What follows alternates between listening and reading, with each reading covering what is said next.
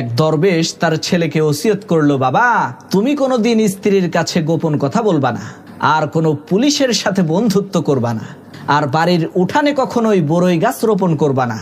দরবেশের ইন্তেকালের অনেক দিন পর সেই ছেলেটা চিন্তা করলো, আচ্ছা আমার বাবা কেন এই তিনটা জিনিস করতে আমাকে নিষেধ করলো, সেই বিষয়টা তো আমি বুঝতে পারলাম না।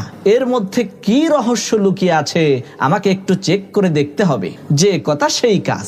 ওই দরবেশের ছেলে এক পুলিশের সাথে বন্ধুত্ব করে সেই পুলিশকে মাঝে মধ্যে বাড়িতে দাওয়াত দিয়ে ভালো মন্দ রান্না করে খাওয়াতো। এরপর সে তার ঘরের সদর দরজার সামনে কয়েকটা বড়ই গাছ রোপণ করলো।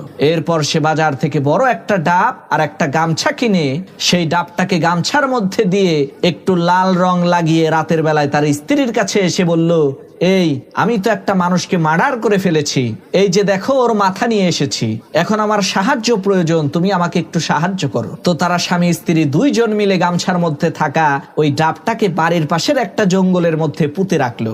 এরপর চলে গেল অনেক দিন, কিন্তু তার উপরে কোনো বিপদ আসলো না। তখন ওই দরবেশের ছেলে বলল, আমার পিতা আমাকে যে তিনটা জিনিস করতে নিষেধ করলো আমি তো করলাম, আমার তো কোনো কিছুই হইল না, বুঝলাম না ব্যাপারটা। এরই মধ্যে হঠাৎ করে সেই লোকটার সাথে তার স্ত্রীর তুমুল ঝগড়া শুরু হয়ে গেল। তখন তার স্ত্রী তাকে হুমকি দিতে লাগলো যে আমি কিন্তু তোমার সব গোপন কথা মানুষকে বলে দেব। যে কথা সেই কাজ। তার স্ত্রী তারই পুলিশ বন্ধুর কাছে যে মাথার মুন্ডু পুঁতে রাখার কথা বলে দিল। সেই পুলিশ এসে জঙ্গলের মধ্য থেকে মাথার মুন্ডুটা তুলে দেখে সেটা একটা ডাব। পুলিশ বলল, এটা তো ডাব। লোকটার স্ত্রী বলল, আরে না, আমার স্বামী মাথার মুন্ডুটাকে সরিয়ে এখানে ডাব রেখে দিয়েছে।